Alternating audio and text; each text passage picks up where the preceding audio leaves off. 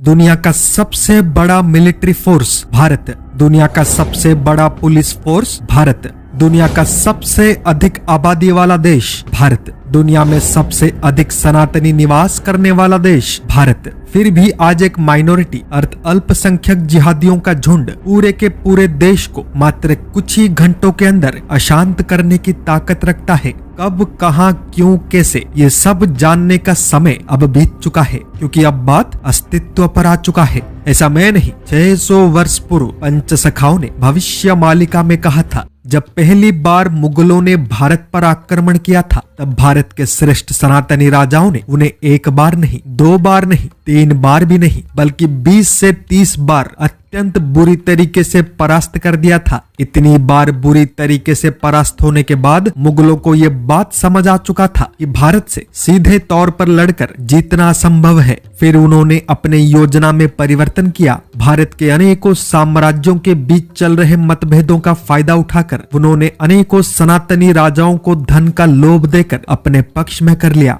जिनके माध्यम से उन्होंने अन्य बड़े बड़े शक्तिशाली राजाओं के दुर्बलता को समझा और उसी अनुसार स्वयं को प्रस्तुत करने लगे। यदि आप इतिहास के किताबों को उठाकर देखें तो 90% मुगल शासकों के सेनाध्यक्ष सनातनी राजा या योद्धा ही थे, जिन्होंने प्रत्येक युद्ध में मुगलों के सेना का नेतृत्व किया था। और इसी प्रकार मुगलों ने आधे भारत पर कब्जा कर लिया था। परंतु जिस शासन का नींव ही असत्य, अन्याय, अधर्म के आधार पर रखा गया हो, उसका अंत तो एक ना एक दिन होना ही था। उनके बाद ब्रिटिशर्स आए, बम, गोले, बारूद से भारत के अनेकों साम्राज्यों पर हमला किया। फिर भी सनातनी राजाओं ने उन्हें बुरी तरीके से हरा दिया। लगातार मिल रहे हार से हताश होकर ब्रिटिशर्स ने मुगलों के इतिहास को पढ़ा, देखा, समझा, जिसके बाद उन्होंने भी उसी योजना के तहत अनेकों सनातनी राजाओं को धन का लोभ देकर अपने पक्ष में कर लिया और एक दीमक की तरह धीरे धीरे पूरे भारत पर कब्जा कर लिया।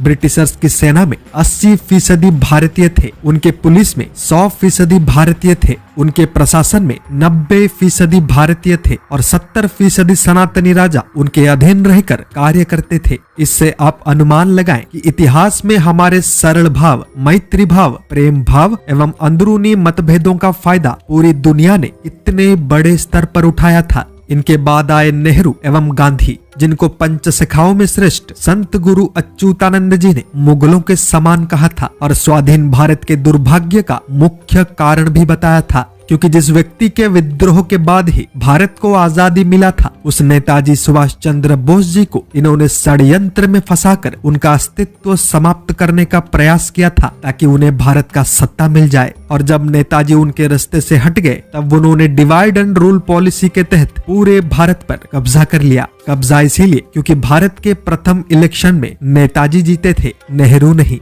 आज 2024 हो चुका है, वो दौर भले ही बीत चुका है, परंतु आज भी भारत के लोग उसी डिवाइड एंड रूल पॉलिसी वाले जहर का शिकार हो रहे हैं। इसी कारण दुनिया का सबसे बड़ा मिलिट्री फोर्स वाला देश भारत, दुनिया का सबसे बड़ा पुलिस फोर्स वाला देश भारत, दुनिया का सबसे अधिक आबादी वाला देश भारत, दुनिया में सबसे अधिक सनातनी निवास करने वाला देश भारत आज मात्र कुछ ही घंटों के अंदर अशांत हो जाता है, वो भी कुछ गिने चुने माइनॉरिटी अर्थ अल्पसंख्यक जिहादियों के झुंड के कारण। श्रीलंका, मालदीव्स, बांग्लादेश, म्यांमार, नेपाल, तिब्बत, पाकिस्तान, ये सब के सब भारत के हिस्सा थे, परंतु गांधी परिवार ने या तो उन्हें बेच दिया या फिर दान में दे दिया। और आज हम सब उसी गांधी एवं नेहरू परिवार के मूर्खता का परिणाम भोग रहे हैं। संत गुरु अच्युतानंद जी ने कहा था कि 81 मानंकु दक्षिणा दंड देव भूमि हरि नेब प्रचंड साधु साले धर्म सालोरे पुणी टिकस आदाय करिब जानी। अर्थ, गरीबों को दंड दिया जाएगा, देवभूमि को हर लिया जाएगा, मंदिरों पर नियंत्रण कर लिया जाएगा, वहां से निरंतर कर वसूला जाएगा, चाहे मुगलों के समय पर हो या ब्रिटिशर्स के समय पर या फिर आज के समय पर। क्या गरीब, वंचित, शोषित के साथ अन्याय, अत्याचार नहीं हो रहा? क्या देवभूमि उत्तराखंड में जिहादी गैर कानूनी तरीके से कब्जा करके अशांति नहीं फैला रहे? क्या आज मंदिरों पर नियंत्रण करके उनसे टैक्स वसूला नहीं जाता? यदि हाँ, तो 600 वर्ष पुराने भविष्य मालिका के ग्रंथों में वर्णित बातें गलत कैसे हो सकते हैं? सूर्य पश्चिम से उदय हो सकता है, पृथ्वी टूटकर दो भाग हो सकता है, पर्वत के शिखर पर कमल खिल सकता है। ये असंभव सी लगने वाली चीजें सत्य हो सकते हैं, परंतु भविष्य मालिका की भविष्यवाणी पत्थर की लकीर है मेरे मित्र, जिसको कोई मिटा नहीं सकता। मैं आज आपको ग्रंथ में लिखित बातों को डिकोड करके नहीं सुना सकता, क्योंकि उसमें अत्यंत सेंसिटिव एवं सीक्रेट बातें लिखी हैं, जिनको सर्वसाधारण में प्रकाशित नहीं किया जा सकता। परंतु मैं आपको सांकेतिक भाषा के माध्यम से एक अत्यंत महत्वपूर्ण षड्यंत्र से अवगत करवाना चाहता हूँ। ध्यान से सुनेगा।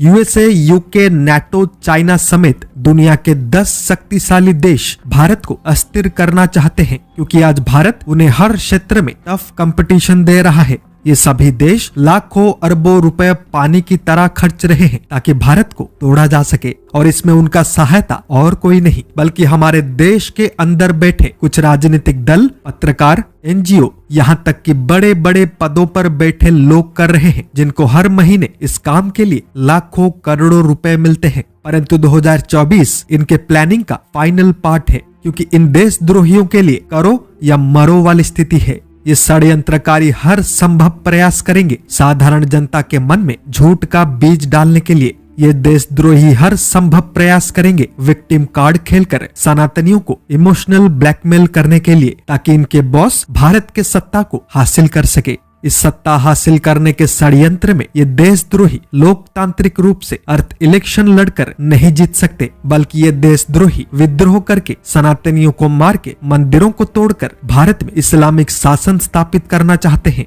और ये कोई काल्पनिक बात नहीं है, क्योंकि आज इसका आरंभ हो चुका है।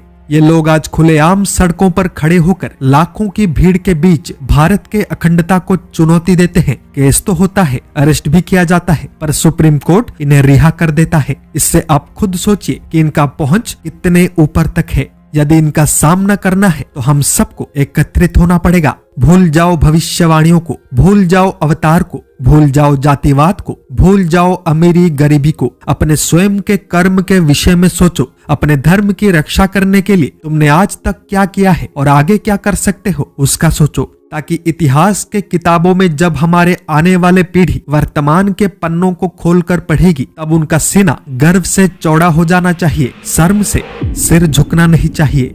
आप भी इस परिवार का हिस्सा बने। लाइक, शेयर, सब्सक्राइब करें, ताकि सच हर घर तक पहुंच पाए।